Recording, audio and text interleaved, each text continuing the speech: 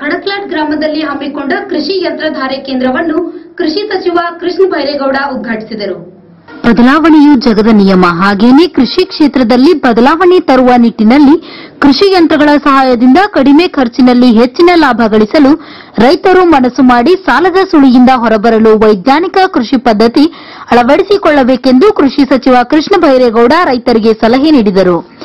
ಮಂಗಳವಾರ ಚಿಕ್ಕೋಡಿ ತಾಲೂಕಿನ ಖಡಕ್ಲಾಟ್ ಗ್ರಾಮದಲ್ಲಿ ಹಮ್ಮಿಕೊಂಡ ಕೃಷಿ ಯಂತ್ರಧಾರೆ ಕೇಂದ್ರವನ್ನು ಉದ್ಘಾಟಿಸಿ ಅವರು ಮಾತನಾಡಿದರು. ದೇಶದಲ್ಲಿ ಅಗಾಧ ಪ್ರಮಾಣದಲ್ಲಿ ಜನಸಂಖ್ಯೆ ಇದ್ದರೂ ಸಹ ಕೃಷಿ ಕ್ಷೇತ್ರದಲ್ಲಿ ತೊಡಗಿಸಿಕೊಳ್ಳುವವರ ಸಂಖ್ಯೆ ಅತಿ ಕಡಿಮೆಯಾಗಿದೆ.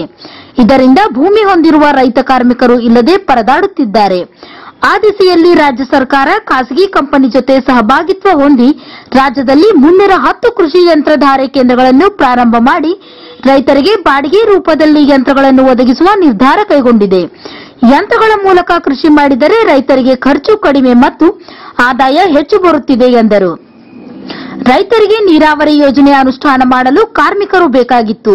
ಆದರೆ ಇಂದು ತ್ವರಿತಗತಿಯಲ್ಲಿ ನೀರಾವರಿ ಯೋಜನೆ ಅನುಷ್ಠಾನ ಮಾಡಲು ದೊಡ್ಡ ದೊಡ್ಡ ಮಷಿನರಿಗಳು ಬಂದಿರುವುದರಿಂದ ಯೋಜನೆಗಳು ನಿಗದಿತ ಅವಧಿಯಲ್ಲಿ ಪೂರ್ಣಗೊಳ್ಳುತ್ತಿವೆ. ಹಾಗೇನೇ ಇಂದು ರೈತರು ಸಹ ಯಂತ್ರಗಳ ಸಹಾಯದಿಂದ ಕೃಷಿ ಮಾಡಲು ಅಭ್ಯಾಸ ರೂಢಿಸಿಕೊಳ್ಳಬೇಕು.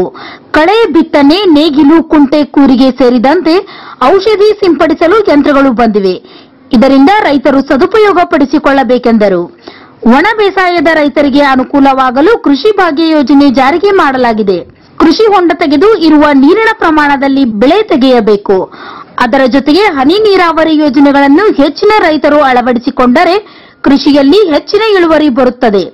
ಕೃಷಿ ಇಲಾಖೆಯಿಂದ ಪ್ರಸಕ್ತ ವರ್ಷದಲ್ಲಿ 370 ಕೋಟಿ ರೂಪಾಯಿಗಳ ಅನುದಾನವನ್ನು ಹನಿ ನೀರಾವರಿ ಯೋಜನೆಗೆ ಖರ್ಚು ಮಾಡಲಾಗುತ್ತಿದೆ.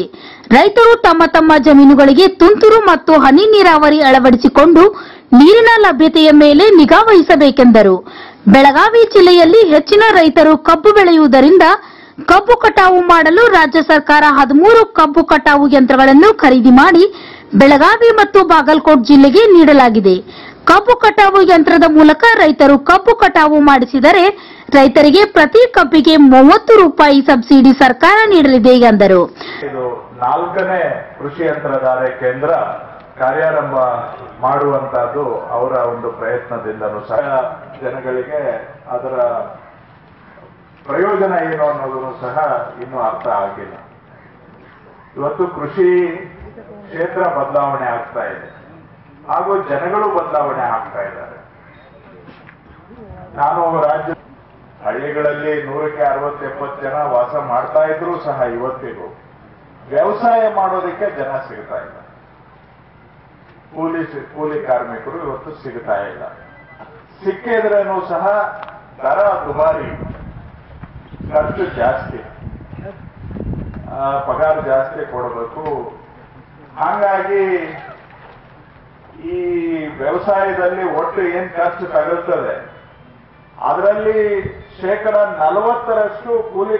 ವಿಧಾನ ಪರಿಷತ್ ಸದಸ್ಯ ಮಹಾಂತೇಶ್ ಕವಟಗಿಮಠ್ ಮಾತನಾಡಿ, ಸಮರ್ಪಕ ಮಳೆಯಾಗದ ಹಿನ್ನೆಲೆಯಲ್ಲಿ ರೈತರು ಸಾಲದ ಸುಳಿಯಲ್ಲಿದ್ದು ರೈತರಿಗೆ ಅನುಕೂಲವಾಗಲು ಸರ್ಕಾರ ಹನಿ ನೀರಾವರಿ ಯೋಜನೆಗೆ ಹೆಚ್ಚಿನ ಅನುದಾನ ಒದಗಿಸಬೇಕು ಮತ್ತು ಕೃಷ್ಣಾ ಮತ್ತು ದೂದ್ಗಂಗಾ ನದಿ ಮೂಲಕ ಏತ ನೀರಾವರಿ ಯೋಜನೆ ಅನುಷ್ಠಾನ ಮಾಡಲು ಅನುಕೂಲ ಕಲ್ಪಿಸಬೇಕೆಂದರು.